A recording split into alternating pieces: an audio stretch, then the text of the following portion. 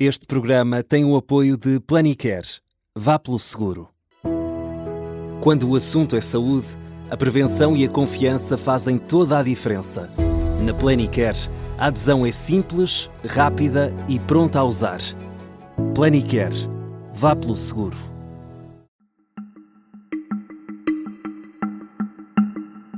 Esta é a história do dia da Rádio Observador.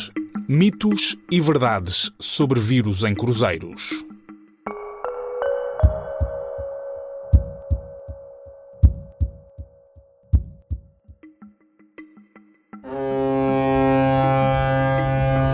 Para muita gente, este som é o início de umas férias de sonho. Um cruzeiro a partir mar afora, um hotel flutuante a navegar em direção a destinos exóticos.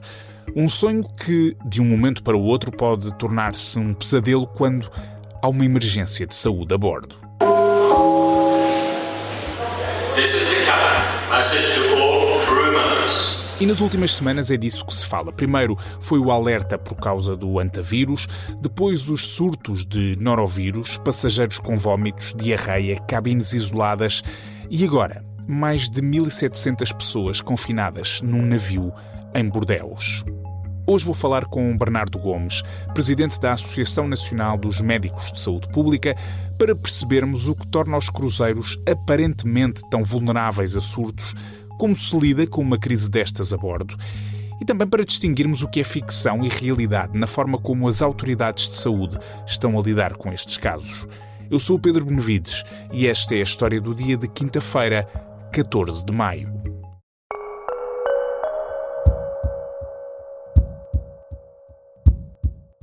Doutor, muito bem-vindo. Olá, viva. Vamos olhar aqui para esta sucessão de notícias e já lá iremos para a questão da forma como nós próprios jornalistas andamos aqui sempre atrás da nova história, de uma velha história, mas nós temos agora o caso de um navio de cruzeiro onde há ali um surto de gastroenterite, houve há uns dias um navio onde havia o norovírus e temos o já tão famoso e célebre antavírus, de que muita gente não tinha ouvido falar, até haver um surto dentro de um navio de cruzeiro. A primeira pergunta que eu lhe vou fazer, ainda antes de entrarmos dentro das especificidades de cada um destes vírus, é perguntar-lhe se isto é tudo uma coincidência, é fruto deste ciclo noticioso, ou os cruzeiros são mesmo particularmente vulneráveis a este tipo de infecções? Os cruzeiros têm certas características que facilitam este tipo de circunstâncias. E não é digamos, o primeiro rodeio com norovírus a bordo de um cruzeiro.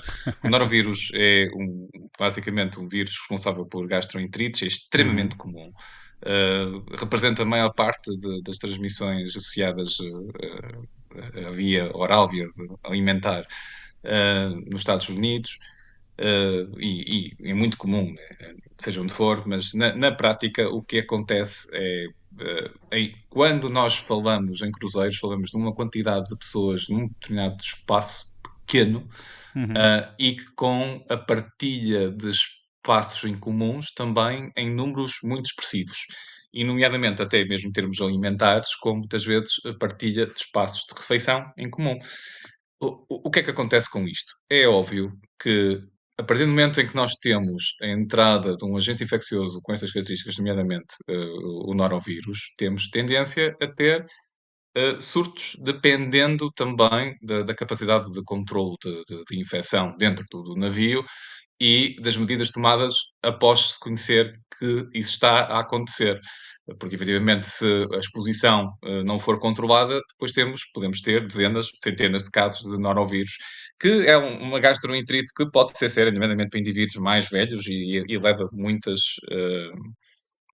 crianças também, crianças e pessoas mais idosas às urgências, mas sobretudo mais difícil, digamos, para indivíduos com 65 ou mais anos, também porque acabam por impor um stress orgânico expressivo, com desidratação, e portanto é algo que é sério o suficiente para ter algumas medidas de contenção, mas não é da seriedade de outros vírus. Pronto, é uma gastroenterite vírica com uma grande facilidade de dispersão.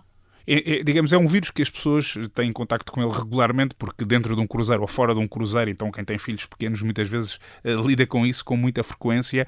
É desses vírus que estamos a falar.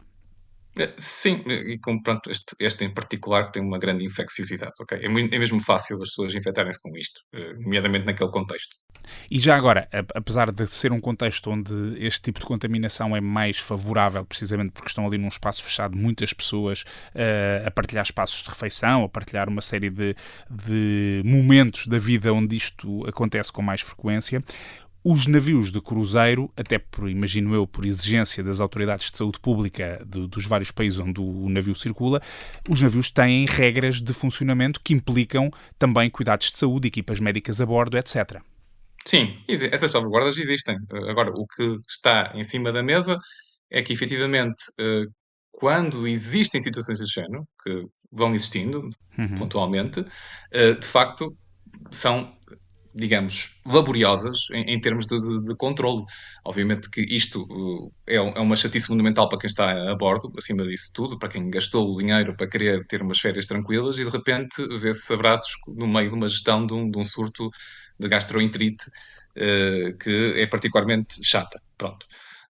E que pode ter algumas consequências, nomeadamente para indivíduos mais velhos, e é preciso ter atenção não desvalorizar um possível impacto desta infecção.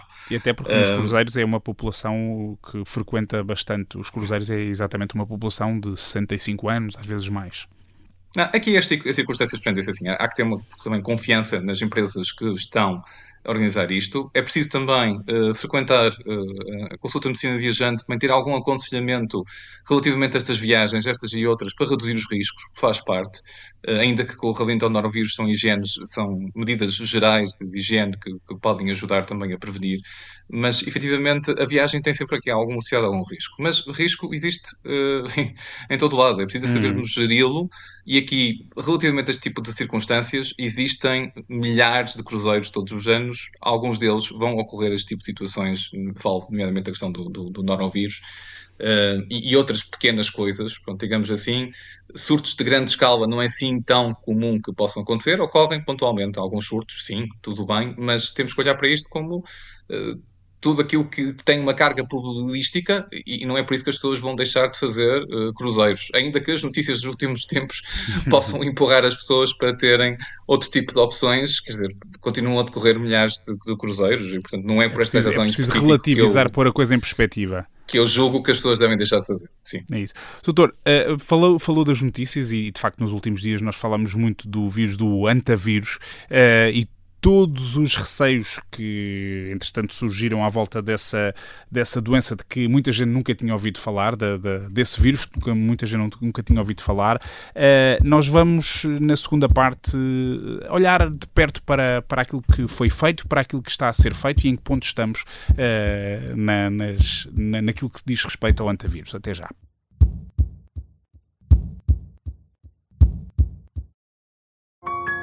O Renato estava apático. Ele parecia que não estava lá. As testemunhas, as mensagens e os vídeos que ajudaram a polícia a desvendar a forma como Renato Seabra assassinou Carlos Castro em Nova Iorque. Até hoje, gostava muito de perceber o que aconteceu. Estes são os bastidores nunca revelados da investigação a um crime brutal. Os Ficheiros do Caso Carlos Castro é uma série para ouvir em 6 episódios que faz parte dos Podcast Plus do Observador. É narrada por mim, Joana Santos, com banda sonora original de Júlio Rezende. Último episódio.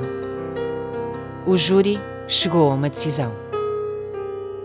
Os Podcast Plus do Observador têm o apoio da Kia.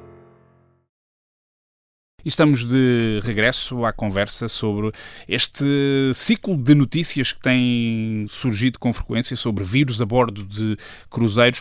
Digamos que esta leva, se assim podemos dizer, começou com a questão do surto do antavírus, que era um vírus relativamente desconhecido para a maior parte das pessoas e que deixou ali algum alarme, precisamente porque houve mortos a bordo do cruzeiro onde houve esse surto. Neste momento, O que é que nós podemos dizer relativamente à forma como foi gerida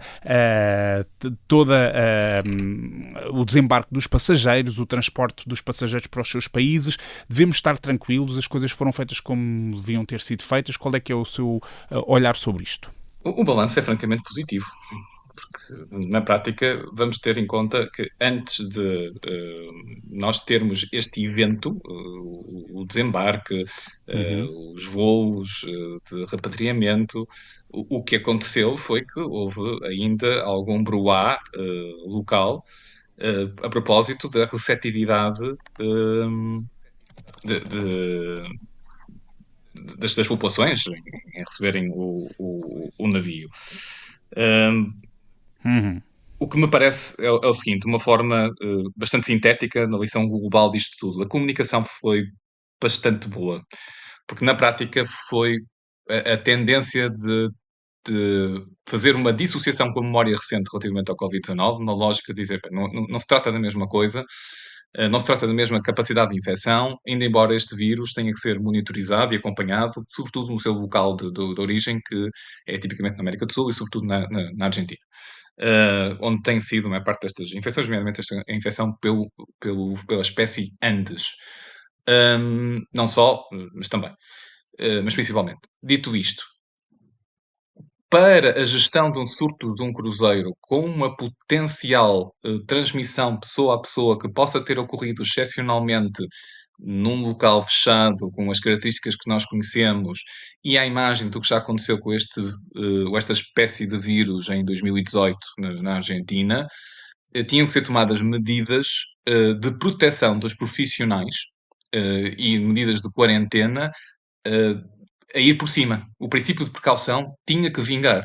E de facto, há aqui uma dicotomia também difícil de cumprir para um profissional de saúde pública, e falo, por exemplo, na minha pessoa, ao consultar, que não devia, que caixas de comentários, ver que ora estamos a ser exagerados, ora não estamos a fazer o suficiente. Não, tem que haver aqui uma certa racionalidade, baseado na melhor... Ou estão a lançar o pânico ou estão a esconder a verdade. Basicamente é as duas teorias da conspiração com coisas que acontecem. Pronto, enfim, não vale a pena estar aqui a qualificar. As coisas foram ditas com maior tranquilidade possível e vale a pena aqui destacar, por exemplo, a comunicação da Direção-Geral de Saúde de forma, um comunicado impecável e, sobretudo, com uma salvaguarda a dizer que se tratava de uma situação dinâmica, ou seja, não havia a informação toda disponível. Quando as autoridades não têm toda a informação, têm que abrir algum espaço para a incerteza no sentido de a gerirem.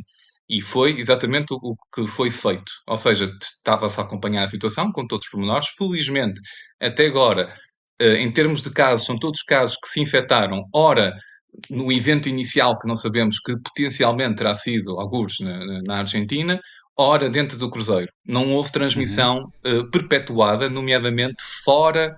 que tenha ocorrido fora do cruzeiro. Todos os casos estão ligados neste momento ao cruzeiro. O que nos deixa relativamente tranquilos, por hora. Porque agora temos que acompanhar isto, e o que eu tentei passar, eu e outros, é que durante as próximas semanas, até o final do mês de maio, início de junho, o que vai acontecer é que potencialmente iriam aparecer mais casos, como já apareceram.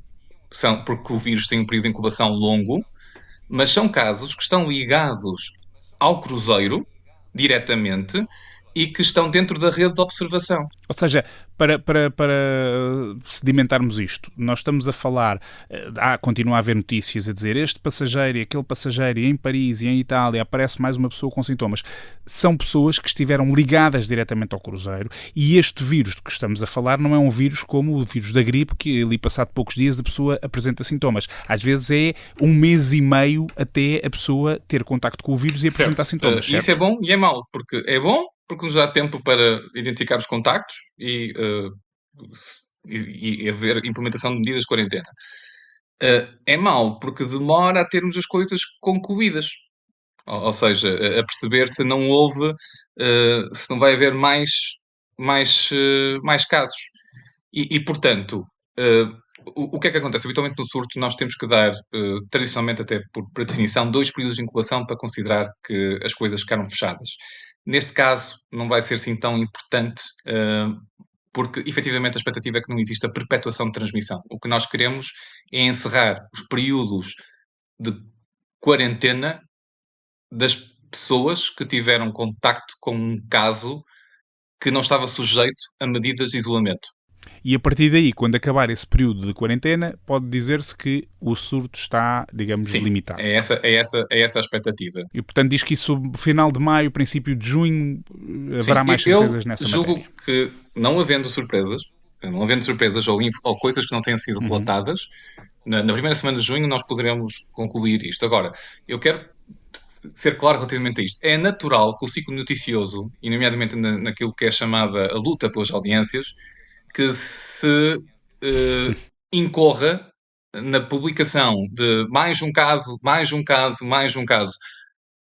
Podem ser até 30 ou 40. Se esses casos forem todos imputáveis à presença dentro do cruzeiro, o controlo continua válido.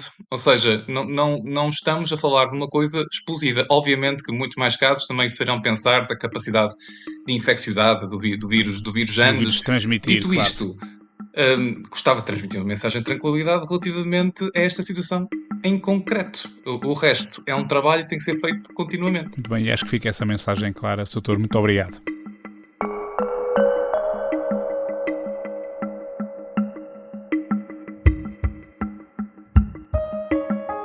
Eu conversei com o presidente da Associação de Médicos de Saúde Pública, Bernardo Gomes, que nos trouxe uma mensagem tranquilizadora sobre estes surtos a bordo de cruzeiros e, sobretudo, sobre o medo que se instalou na sequência do surto de antavírus.